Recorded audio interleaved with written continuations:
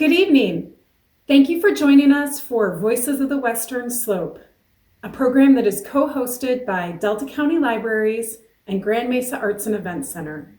Tonight's program, Gateway to Winter Fun, Exploring the Grand Mesa, is presented by Christy Ashwandin and Ben Graves. Ashwandin is a journalist and author who will introduce us to the vast opportunities to explore the Grand Mesa on cross-country skis. Graves, the development director for the Nature Connection, will give us some snow tips and talk about backcountry preparedness. We'd like to thank you so much for joining us tonight. We hope you enjoy the program. Hi, I'm Christy Ashwandin. I'm really excited to be here to talk about skiing, cross-country skiing on the Grand Mesa. I actually moved here to Cedaredge in part because I fell in love with skiing on the Grand Mesa.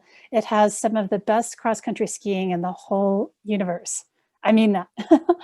Anyway, I'm going to actually start screen sharing now because I have some slides that I want to share. So this is a picture of some groomed trails on the Grand Mesa. And I should start by saying that there are many, many opportunities for cross-country skiing on the Grand Mesa on both sides, the north and south side, but in particular on top of the Mesa. Probably a lot of you have gone hiking, maybe biking, other activities on the Mesa during the summer months. And these areas just become a wonderful winter wonderland during the winter. There are about 50 kilometers of groomed cross-country ski tracks on the Grand Mesa. So the cool thing about cross-country skiing is that there are many different techniques. So the thing that most people have had the most experience with would be maybe backcountry skiing or ski touring. And this is where you have sort of bigger skis that are a little bit fatter, perhaps with some edges.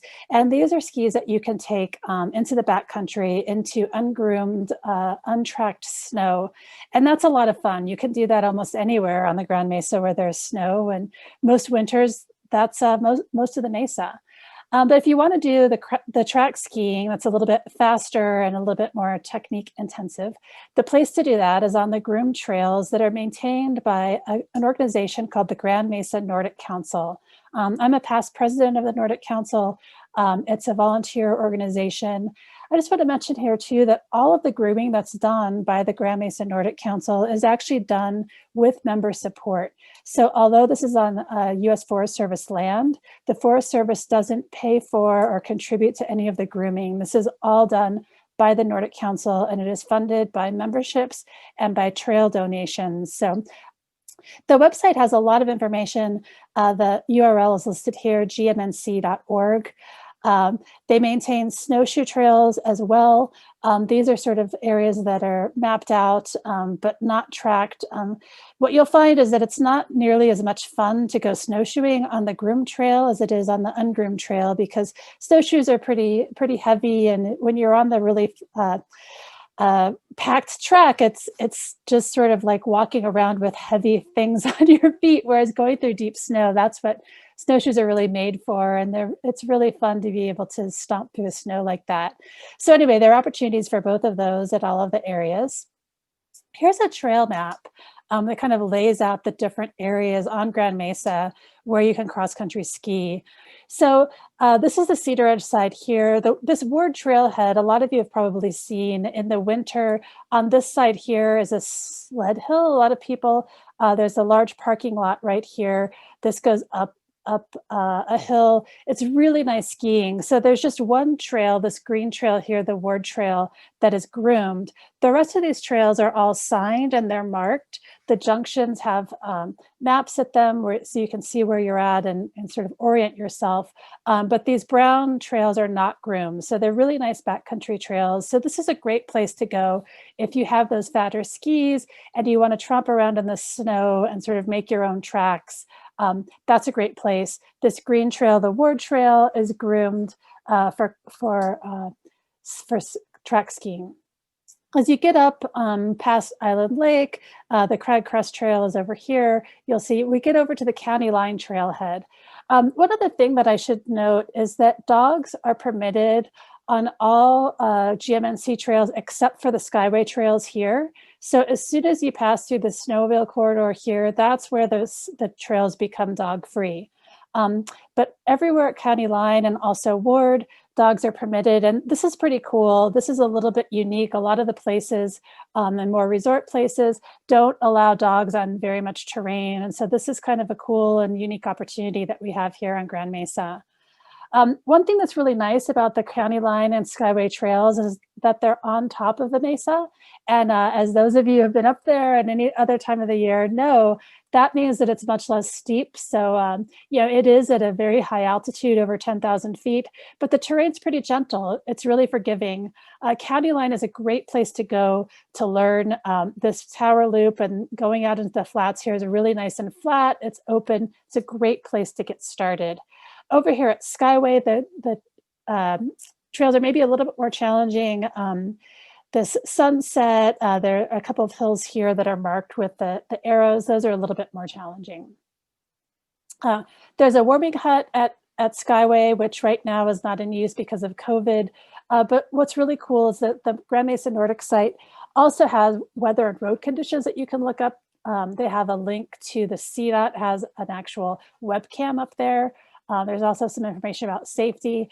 This is a picture of the warming hut, which is such a cool thing. It's great for when it's cold out. It's a nice place to relax. This was taken in before times. Here again, this is the inside. You'll see there's a wood stove, so keep you toasty warm. Unfortunately, this is closed at the moment because of COVID, but let's just hope that we're going to be out of this pandemic soon and we'll be able to use these great facilities again. This is actually a screenshot of the CDOT webcam that's up by the Skyway parking lot. So the Skyway parking lot is on the further north end of the top of the mesa, right before the road 65 starts to drop down. And this is cool because you can go up on there and look and see what the road conditions are like, but also get a sense of the snow depth. The funny thing is this photo was actually taken in May of 2016, I think. So just a reminder that there's a lot of snow up on the mesa that can last quite a bit through the year.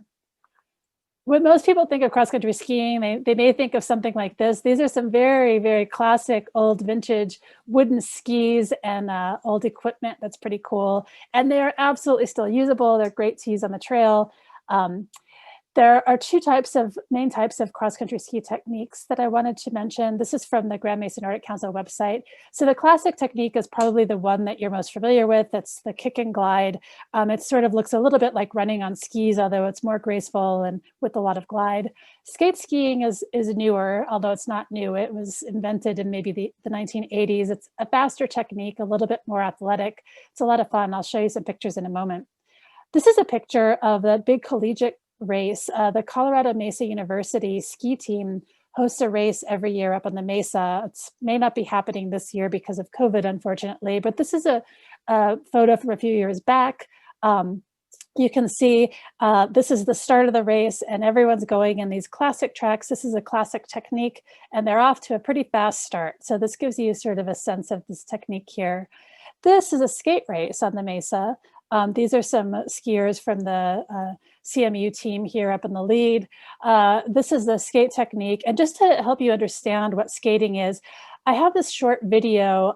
This is actually another really cool thing about the Mesa is that in the spring, when you get this freeze-thaw cycle going, what ends up happening is this really nice crust forms on the top of the snow. And so it creates this hard pack layer, which means that if you go up in the morning before it gets too warm and starts to soften up, you can actually skate anywhere up on the Mesa, and it's really cool. So this was a video that was taken last April.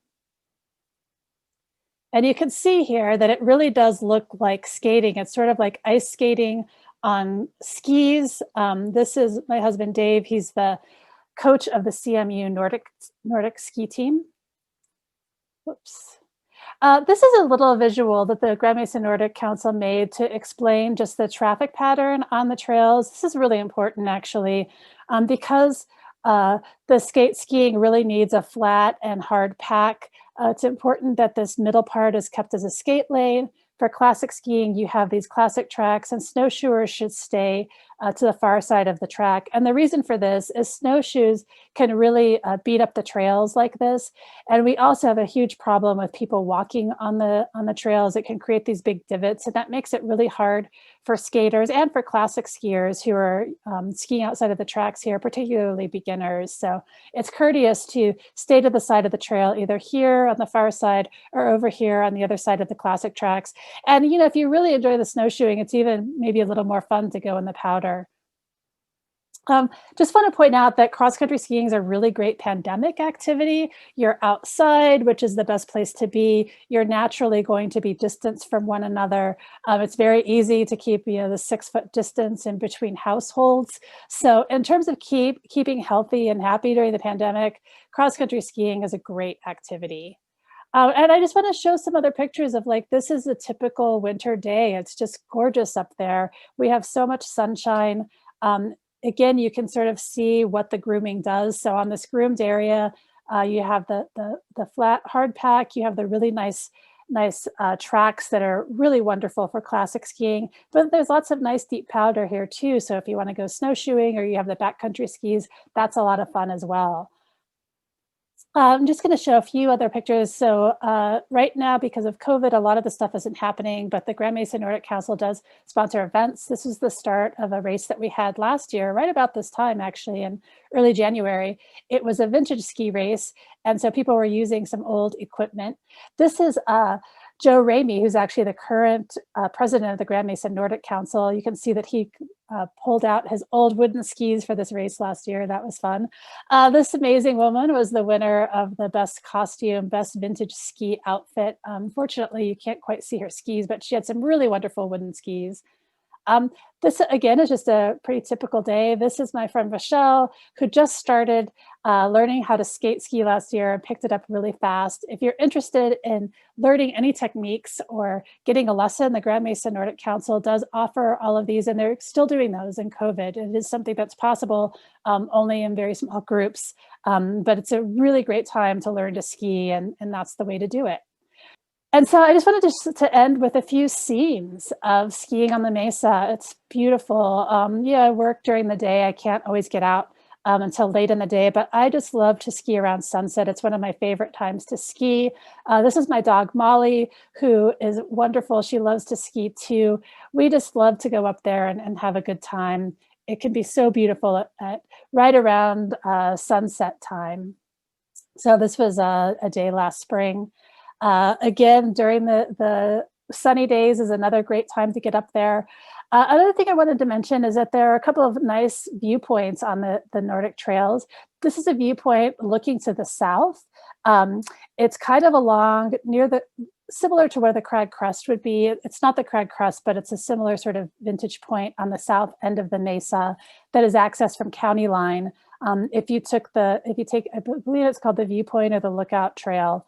We'll go right out to that. It's mentioned on the map. This is a viewpoint looking out. This is from Skyway, looking out toward Grand Junction. And the other thing I wanted to mention is that we get a lot of snow up on the Mesa. This is an elevation marker up right across from the County Line parking lot. And this was taken in the spring, so, when it wasn't even maximum snow. And just to give you an indication of how deep this is, here's another picture I took of that sign in the summer. So it really is a lot of snow. So with that, I just want to end by saying, check out the skiing on the Grand Mesa. It is so marvelous. It's really wonderful. It's one of my favorite places in the world. And I think that if you try it out, you'll see the same. Thank you so much. Again, I'm Christy Ashwanden, and I appreciate you coming to this talk. Hi, my name's Ben Graves, and I'm part of the leadership team for the Nature Connection. And I'm here to share with you all a presentation that we're calling Snow Tips and Backcountry Preparedness that some of the Nature Connection staff has helped us put together for the Grand Mesa Arts and Events Council in the Cedaredge Library this winter.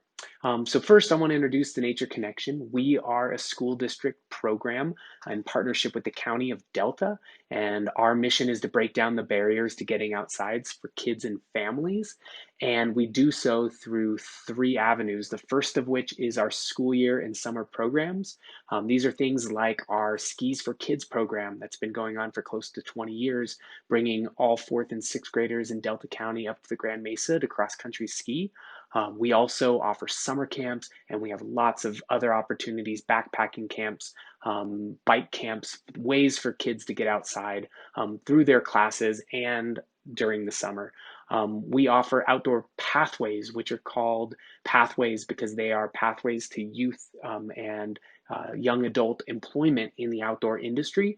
So we employ interns, we employ young adults in our programs. We offer lots of training opportunities, including trail crews and internships in our camps and in other outdoor businesses in our community.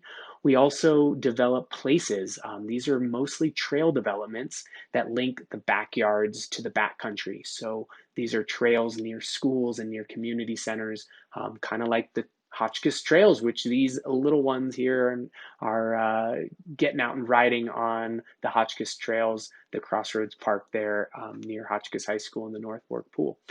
So we are funded through the Generation Wild program, which is part of GOCO. We've got a lot of partners that help us with our mission, primarily GOCO as our funder, that's state lottery money. We also partner with the library on snowshoe lending and our story walks and a bunch of other programs. A lot of the towns, town of Paonia, Cedaredge, Hotchkiss, are federal and state agencies and some nonprofit partners.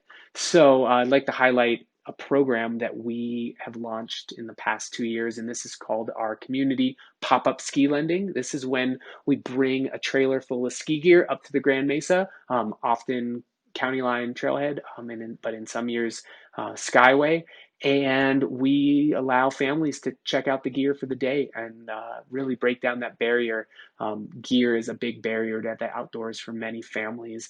We found that in our community surveys. And so bringing the gear to the families on the Mesa really helps with that and results in lots of smiles and sunburns. So this evening, or whenever you are watching this online presentation, we're going to be talking about 2 things. The first one, some of my staff are going to talk about backcountry preparedness, being out there on the trails, some things they bring on the trail. And then I will talk a little bit about snow science and some basics. I do want to remind everyone here that this is in no way a substitute for a more formal backcountry preparedness or an avalanche preparedness course, but just is here to offer you kind of a big picture. If you want to get a lot more information, I really recommend checking out these websites, and I'll share them again in a moment.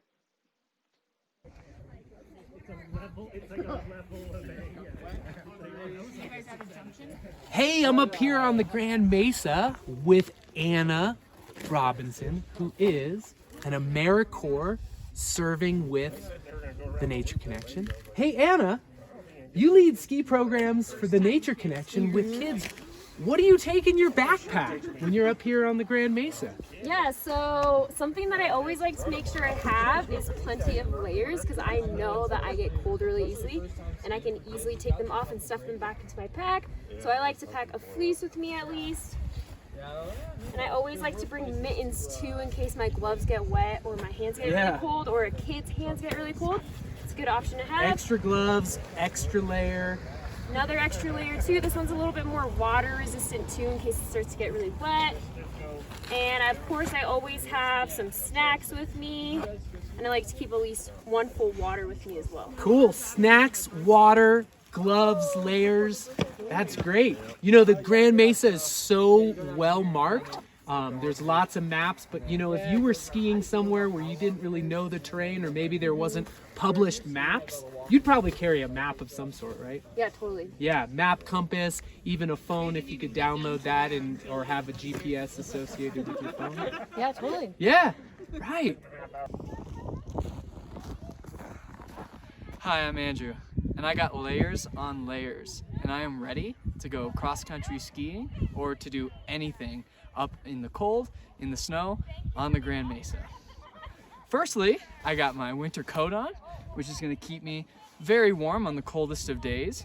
But if I'm skiing or walking or doing something active, it's easy to get really, really hot, so I can just slip this right off, and I've got more layers. So beneath that, I've got my gloves, and these are gonna keep my hands warm. I also keep an extra pair of gloves that are a little thicker in case it's really cold and my hands start to get numb or something like that. Then I've got a hood so I can free the top of my head. A lot of heat escapes from the top of the head, so it's a great spot to have something to cover up and something to be able to take off. I've got a mid-layer. I've got a mid-layer jacket here, and this is just provides a little bit of warmth. It also protects me from the wind a little bit. So if I get too hot, I can strip this layer off and get rid of that. And then beneath that, I've got another little sweatshirt, another mid-layer. It's also relatively thin, and I'm all about having as many layers as possible. So I like a lot of thin layers, so that way I'm always comfy. And then beneath that, I've got a base layer, and that just is close to my skin, which keeps me dry and keeps me warm from the inside out. And then on the bottom, I didn't wear snow pants today because it's pretty warm from the sun, but I've got a pair of sweatpants on the outside, which are a really good mid-layer. They won't keep you dry if it snows, so that's why it's good to have snow pants or shell, but these will work for today. And then beneath, I've got a base layer, which are just long johns. They're fleece, which keep me warm on the bottom. You're not gonna let us see your base layers? Oh, well, sure.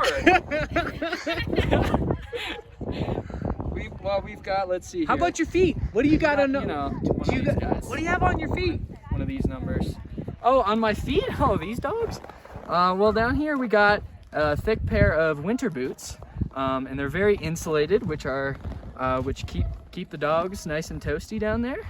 And I got 2 pairs of socks, both wool. If you've got wool, it's the absolute best, because even if it gets soaked, it keeps you warm. And so yeah, I got 3 layers on my feet, 2 layers here, and then I had like 4 layers on the top, 2 different pairs of gloves, and oh, I've got a buff. I forgot to show you this. This is a fleece buff. It's super warm, and then if my ears are cold, I can just go like that, and I have a hat. So yeah, covering all my bases out here. All right, we're back here and moving on to the second topic for this presentation, which is snow science basics.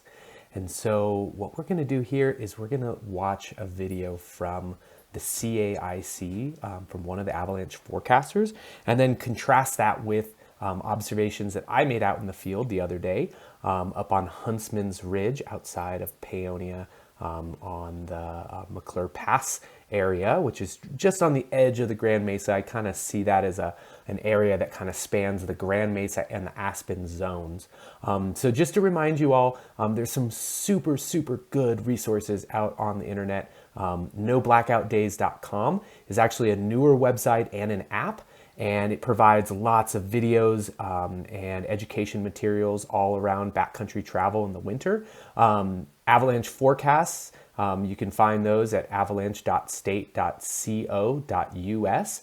The app on the App Store is CAIC, and that is a great app to have on your phone.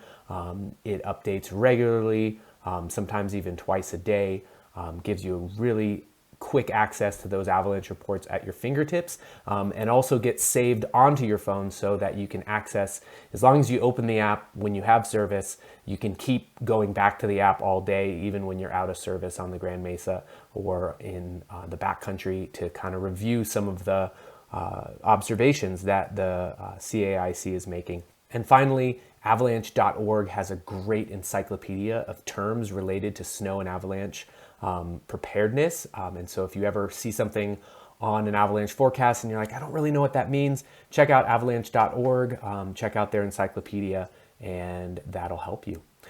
So we're going to first interpret the CAIC website. I'm going to bring up the website and show you a couple of the things that you can see and learn on the CAIC website. So I just want to share one of the resources you can get from the CAIC, Colorado Avalanche Information Center website. And this is about the weather, backcountry weather. So if you go here to the observations tab, this actually only works on the desktop, not the app version. You can click on, well, both a general weather for different zones, which would be different zones in Colorado. So on the Grand Mesa, we really look at the Grand Mesa zone. We're in this high pressure system early this week, mostly clear. Warmish temperatures during the day, cold at night. This can give you an idea of what to expect. Websites like your weather app on your phone are not so great at predicting mountain weather, so I really rely on the Grand Mesa observations from the CAIC. If you really want to geek out, you could look at some of the detailed model forecasts for different types of weather models. But really, I like to go to the Weather Stations tab. This is under Observations.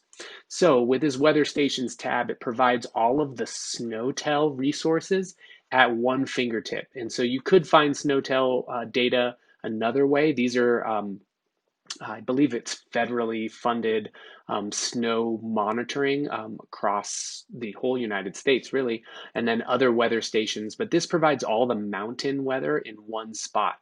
So if we go to the Grand Mesa zone right here, halfway down, we can see all the major weather stations. We can see their elevation. You can sort them based on temperature. Grand Mesa Lodge reporting the overall coldest temperature for Colorado Mountain last night, -17. Grand Mesa Skyway 25. That's super interesting. But you could also search based on gusts.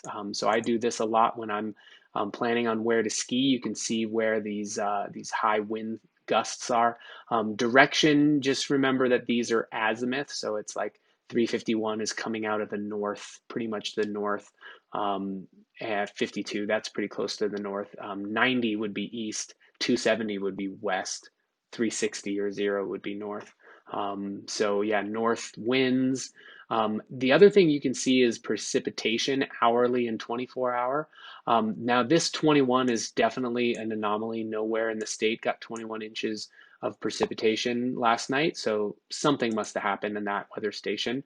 But if you click on, so I really like to click on the Grand Mesa Skyway, you can get this detailed last 24 hours. You can see what the wind has been doing, what the temperature's been doing, getting down single digits, warming up to the low 20s.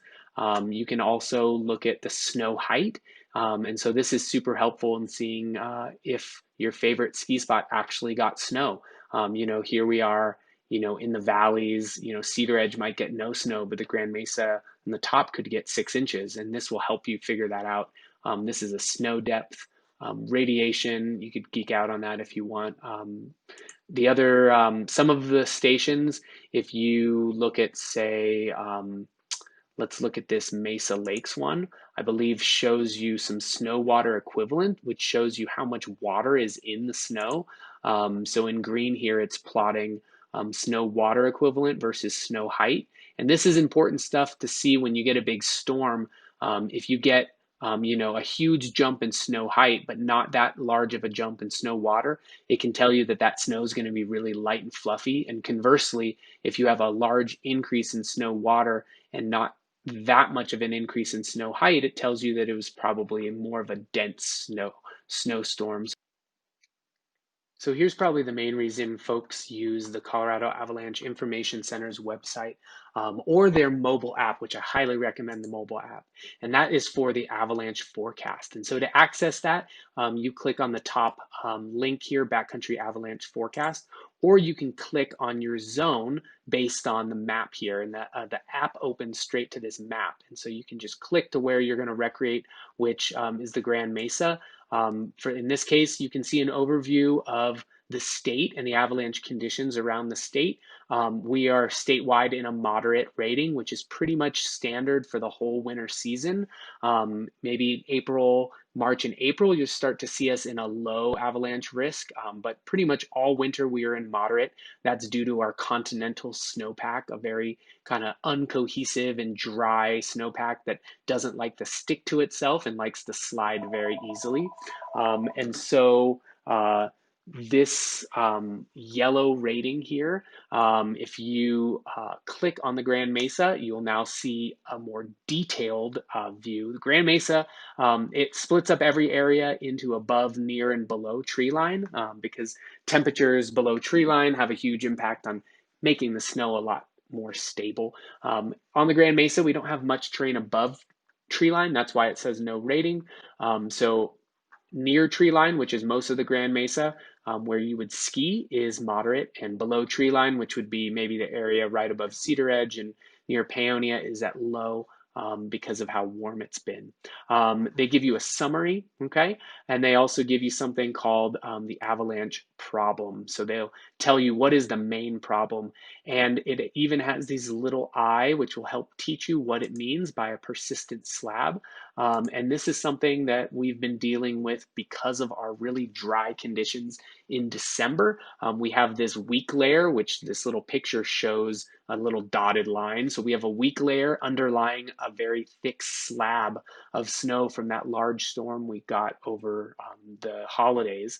And so you'll also see what aspects and elevation you have these problems. So it's saying that our main problem exists on north, northeast, east, and southeast slopes, right at tree line. So it's grade at tree line. So this is called the avalanche rose, and that's a very helpful diagram in telling you where and what the main problem is.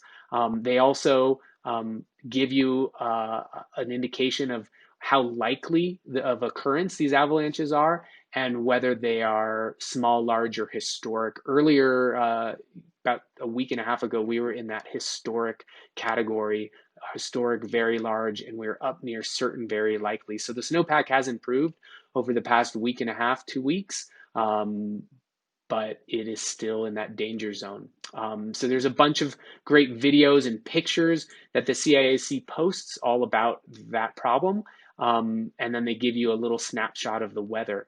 So this is the summary page. The forecast discussion is where the avalanche forecaster gives their perspective on what and where people should, what they should watch for. And they often include links to videos so you can learn more about how these avalanches are triggered and maybe some of the things that the forecasters are seeing as they're poking around in the snow.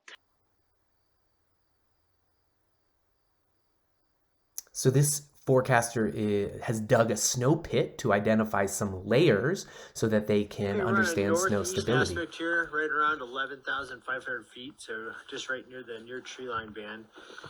We've excavated some profiles here. We've got 4-finger to 1-finger mid-pack slabs in a meter of snow here, all sitting on fist to 4-finger hard depth toward the bottom. And then here's the interface right up here. Some small facets we buried on December 11th when the storm came in. So we've got 2 potential failure layers, and we're going to see what we get in this ECT. An ECT is an extended column test where you test a column of snow for its stability. So that was pretty gentle taps just from the wrist, and you can see how easily and somewhat frighteningly that failed right at the top of the depth core, which is where we've got the weakest fist hard snow. So though it may be a little stiffer at the bottom, the top of that layer is just complete junk. That's where we're seeing most avalanches break. Any avalanche that we're going to break on this December 11th layer could easily step down into these deeper weak layers. So a couple of the things that this forecaster talked about. One of the first things he talked about was aspect. And I just wanted to review this for a lot of folks. In the Northern Hemisphere, the south side, any slope that is southern facing, we call that a south aspect. That's going to be a lot warmer. And because it's warmer, those snow crystals are going to melt during the heat of the day, and then they're going to refreeze at night. That often can form a crust. And skiing on the Grand Mesa, like I've said lots of times, avalanche risk is fairly low, but having that melt and refreezing is going to have a huge impact on your skiing.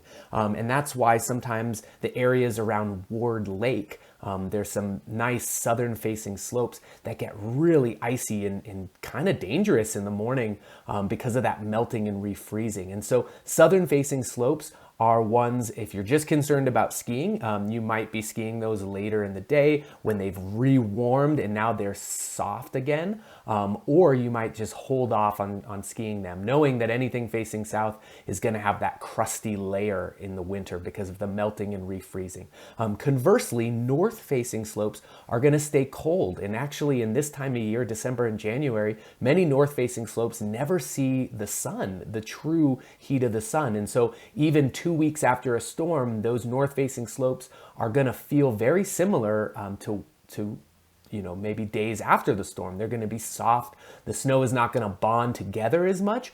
So therefore, you might have increased avalanche risk, especially these kind of sloughy avalanches where as you ski, the snow kind of slides around you because that snow never bonds. It never melts and refreezes. It just sort of stays constant throughout the season until it does get some heat from just the heat of the day. It's not actually picking up any of that radiation from the sun, okay? Another thing about aspect is super important in terms of wind.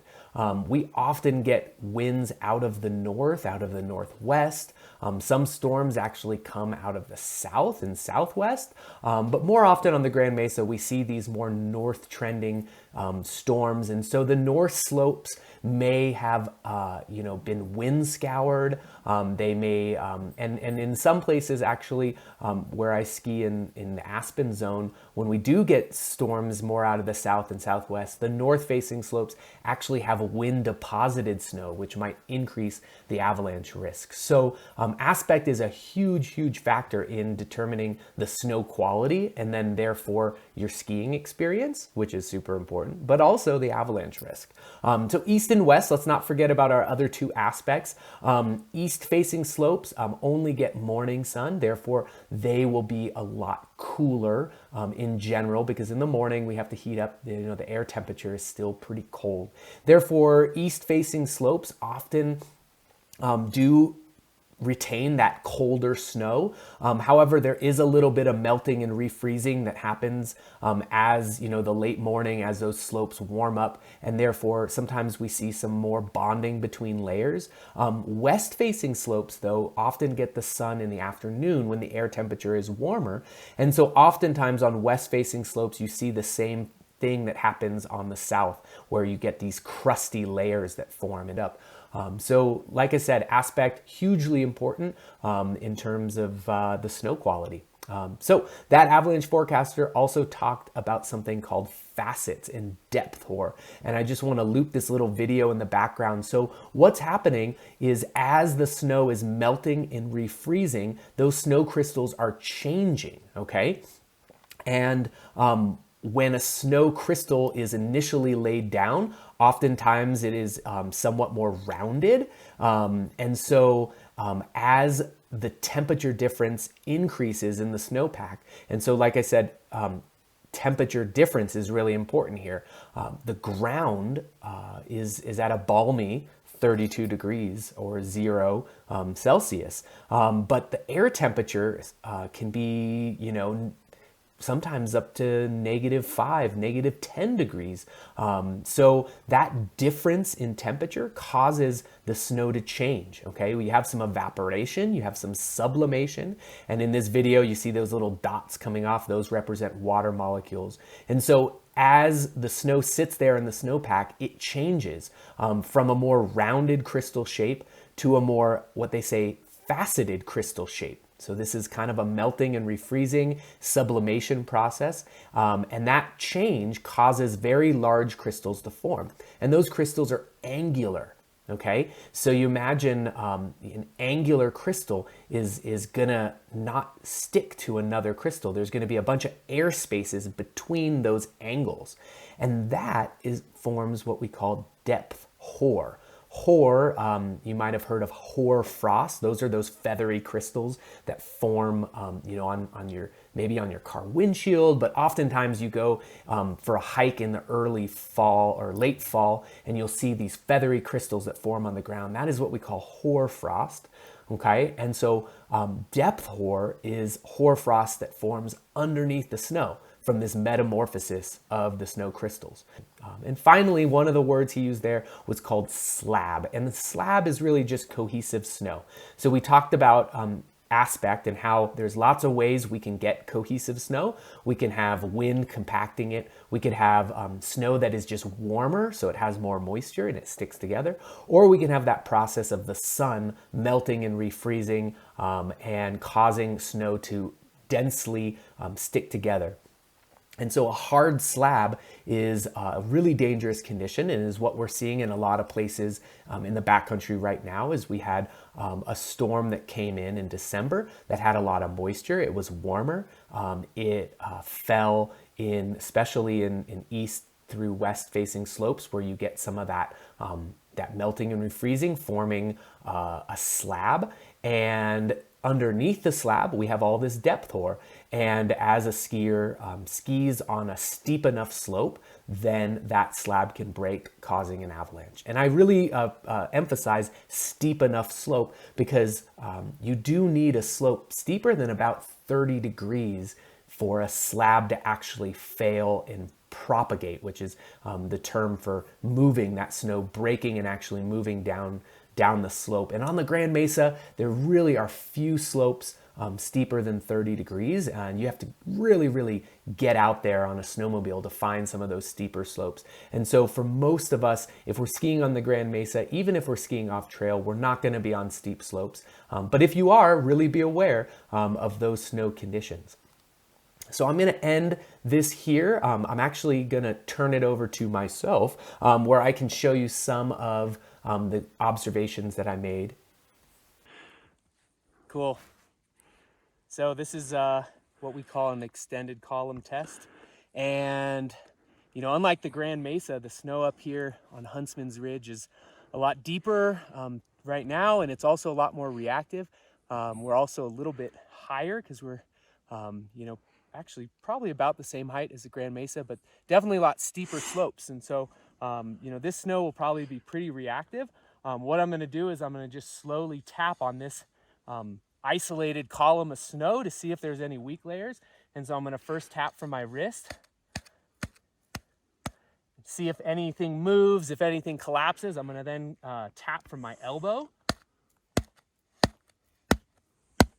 And there, I just felt a little movement. I just saw a little movement. If this was a steeper column of snow, that thing might actually fully pull out. And finally, I'm going to just try to get it to completely go. I'm going to go from my shoulder. And so that actually, it's been a few days, over a week since the storm, so maybe this is kind of consolidated. It's also not that steep, but we can see that this top layer of storm snow is definitely going to kind of pull out. There's a weak layer right here, and it's going to kind of slide on that weak layer. And that's what causes an avalanche, is that interface between this storm snow right here and then this weak layer of snow. And this bottom layer of snow up here at 10,000 feet is super sugary. This was from having tons and tons of cold nights and dry conditions all through early December. And this snow just decomposed. This stuff, can't support the weight of a skier. You can almost see how loose it is. I'm going to end this presentation. I just want to leave you with my email address. If you have any specific questions, want to reach out about who we are, The Nature Connection. And please visit our website, thenatureconnection.net/family. That's where you can find more information about our upcoming winter programs, including our family pop-up community ski days on the Grand Mesa. So please be in touch if you want to learn more about the Nature Connection, or if you'd like to support what we do. We really appreciate it, and I want to make sure you all have a great winter. Stay safe, have fun, and we'll see you up on the Mesa. That concludes tonight's program of Voices of the Western Slope, Gateway to Winter Fun.